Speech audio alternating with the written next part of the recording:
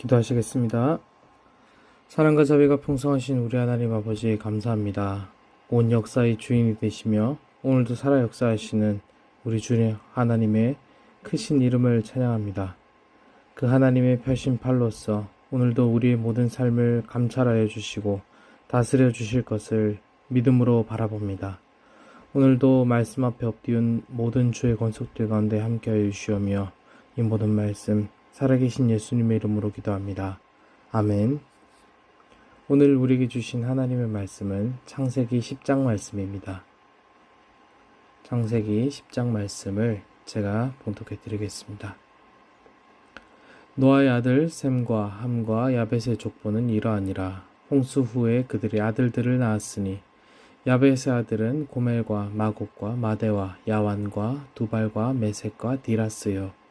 고멜의 아들은 아스크나스와 리밧과 도갈마요. 야완의 아들들은 엘리사와 달시스와 기띔과 도다님이라. 이들로부터 여러 나라 백성으로 나뉘어서 각기 언어와 종족과 나라대로 바닷가의 땅에 머물렀더라. 함의 아들은 구스와 미스라임과 붓과 가나안이요. 구스의 아들은 스바와 하윌라와 삽다와 라마와 삽드가요. 라마의 아들은 스바와 드단이며 구스가 또 니므롯을 낳았으니 그는 세상의 첫 용사라.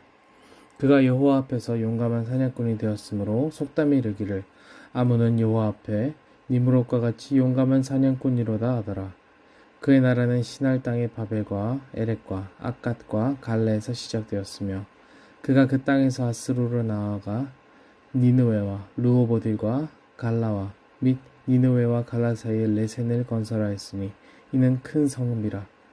미스라임은 루딤과 아나밈과 르하빔과 납도힘과 바드루심과 가슬루힘과 갑도림을 낳았더라.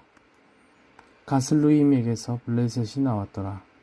가나안은 장자 시돈과 헷을 낳고 또 여부스 족속과 아모리 족속과 기르가스 족속과 히위 족속과 알가 족속과 신 족속과 아르완 족속과 스말 족속과 하맛 족속을 낳았더니 이후로 가나안 자손의 족속이 흩어져 나아갔더라.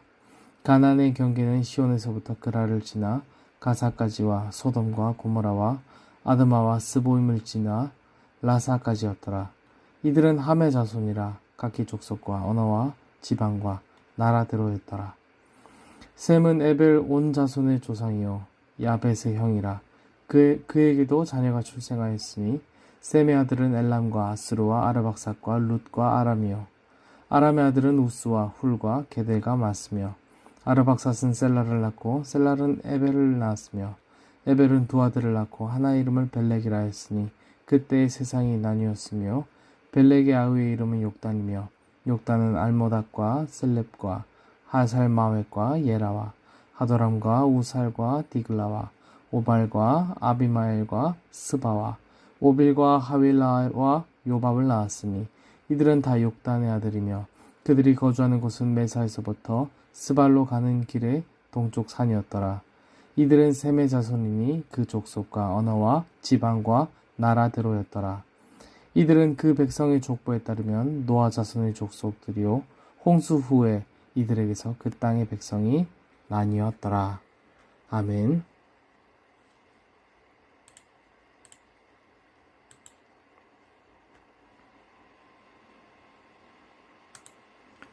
하나님은 홍수 이후에 노아와 그의 아들들에게 그 옛날 아담에게 했던 말씀대로 생육하고 번성하여 땅에 충만하라 라는 축복을 내리셨습니다.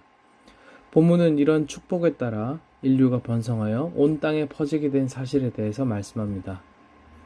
홍수 이후에 노아는 인류의 새로운 조상이 되고 이제 노아의 아들들은 땅에 번성하게 될 새 족속의 조상들이 됩니다.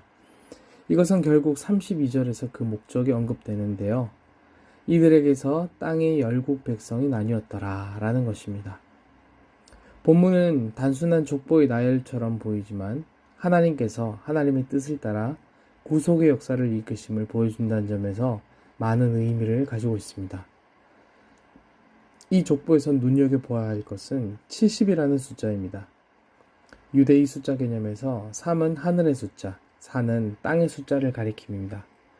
그러니까 3 더하기 4의 합인 7은 완전수로 받아들여지는 것이죠. 때문에 70 또한 7의 개념으로 받아들여집니다. 이 족보에서 정확히 70개의 열국이 소개됩니다. 70이라는 숫자로서 하나의 상징으로 열국 전체를 뜻하는 것이죠. 즉, 모든 나라는 노아의 세 아들에게서 나왔으며 한 조상을 가진다는 것을 말하고 있는 것입니다. 오늘 여기서 우리는 하나님이 이스라엘 백성들에게 주신 소명인 열국에 대하여 제사장 나라가 되고 제사장 민족이 되어라 라는 이런 소명을 생각해 볼 수 있게 됩니다. 한 조상 아래에서 한 형제였다는 사실은 그들이 하나님께 제사장 나라와 민족으로 선택받아 그 소명을 감당해야 할 당위성을 부여해 준다는 것입니다. 오늘날 영적 이스라엘인 교회에도 이 소명은 동일하게 부여되었습니다. 때문에 교회가 열방을 주께로 돌이키도록 그 소명을 감당해야 할 이유가 여기에 있는 것입니다. 남이 아니란 것이죠. 때문에 우리는 특정 지역, 특정 문화권에 속해 있지만 주 안에서 형제 자매된 이들에게 선교를 해야 하는 것입니다. 그 다음으로 이 족보는 하나님의 섭리를 나타내기 위한 것입니다. 오늘 본문을 얼핏 보면은 본문에서 자주 반복되는 표현대로 각기 족속, 방언, 지방, 나라대로 열 민족의 형성과 거주지의 선택이 이루어진 것처럼 생각됩니다. 더군다나 8절 이후로 니므롯이라는 인물에 대한 서술들을 보면 인간의 역사라는 것이 인간의 의지와 능력에 의해 이루어져 온 것이며 특정 영향력 있는 인물이 일으킨 일종의 산물처럼 생각될 수 있습니다. 그러나 오늘 본문은 인간의 모든 역사 가운데 하나님이 결코 배제될 수 없다는 사실을 말씀합니다. 바로 인간들이 퍼져 살게 된 이유가 하나님께서 노아의 자손들에게 베푼 축복에 근거한 것임을 말하고 있고 사도 바울이 사도행전 17장 26절에서 이른 바와 같이 홍수 이후 인간의 역사는 하나님의 계획과 목적에 따라 이루어졌기 때문이라는 것을 성경은 말씀하고 있습니다.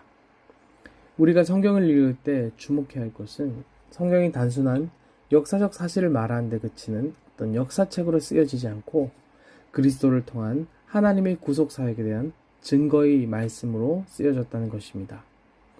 따라서 오늘 본문이 말하고자 하는 것은 오늘 본문의 노아 자손들의 족보가 인류의 회복과 구원을 성취하시게 될 여자의 후손이 어디에서 태어나실 것인지에 대한 언급입니다. 하나님의 관심은 바로 여기에 있는 것이죠. 사랑하는 여러분, 이 세상의 역사와 이 세상이 운해되는 동력과 원리가 마치 니므롯과 같은 인물들이나 또한 70억에 가까운 이 지구상에 있는 수많은 사람들의 욕구와 생각에 의해 근거하는 것처럼 느껴질 때가 많습니다. 그러나 역사의 주인은 오직 하나님이십니다. 그리고 이 세상이 운행되는 원리와 흐름 역시도 오직 하나님께 근거합니다. 이사야 14장 27절 말씀은 만군의 여호와께서 경영하셨은즉 누가 능히 그것을 폐하며 그의 손을 펴셨은즉 누가 능히 그것을 돌이키랴 라고 했습니다. 사랑하는 여러분, 우리 하나님께서는 온 인류의 역사를 경영하시고 그 펴신 손으로 역사하실 하나님이십니다. 이 하나님을 바라보는 믿음으로 오늘 하루를 살아가시길 소원합니다. 그러면 인간의 역사에 비교할 수 없는 하나님이 크신 역사가 비로소 보이게 될 것이며 하나님을 떠난 인간이 자랑하는 허탄한 성공이 하찮게 보일 것입니다. 그리고 하나님의 손에 붙들리고 하나님과 함께 마음을 합하여 살아가는 것이 얼마나 귀하고 값진 것인지를 알게 되는 영적인 눈이 열리어질 것입니다. 오늘 이 축복이 오늘 말씀 앞에 엎디운 저와 여러분에게 있길 간절히 소원합니다. 기도하시겠습니다. 사랑이 많으신 우리 하나님 아버지, 역사의 주인이신 하나님, 역사를 움직이시는 하나님 아버지를 찬양합니다. 오늘 이 하루 하나님의 크심을 묵상하며 인간의 허탄함에 대하여 마음을 빼앗기며 살아가지 않게 하여 주옵소서. 오직 역사의 주인이시고 구속의 역사의 주인이신 우리 하나님이 하실 일을 바라보는 믿음의 눈과 또한 그 하나님 역사에 동참할 수 있는 믿음의 손과 발을 허락하여 주옵소서. 감사합니다. 우리가 먹고 마시든 무엇을 하든지 오직 하나님의 영광을 위해 살아갈 수 있도록 함께하여 주옵소서. 감사드리며 모든 말씀 살아계신 예수님의 이름으로 기도합니다. 아멘.